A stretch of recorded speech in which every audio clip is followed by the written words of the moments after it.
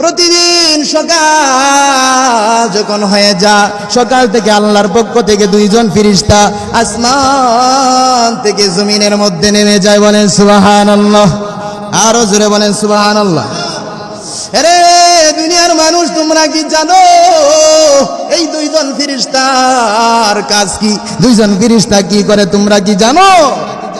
নবী বলেন, এক নাম্বার ফেরেশতার কাজ হলো, এই ফেরেশতা ঘুরে ঘুরে ঘুরে ঘুরে দেখে আল্লাহর কোন বান্দা আল্লাহর মাল সম্পদ থেকে আল্লাহর রাস্তায় দান করে। বলেন সুবহানাল্লাহ।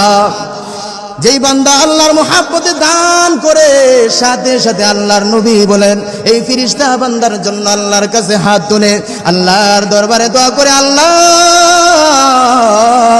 তোমার এই বান্দা তোমার দেওয়া মাল সম্পদ পেয়ে এই মাল সম্পদ থেকে আল্লাহ তোমার রাস্তায় দান করেছে।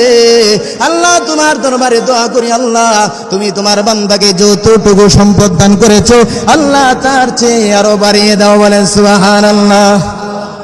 হাদিস শরীফের মধ্যে আছে, যদি ফেরেশতার দোয়া কবুল হয়ে যায়, আল্লাহ রব্বুল আলামিন এমন দেওয়াই দিবে বান্দা হিসাব করে গণনা করে আর শেষ করতে পারবে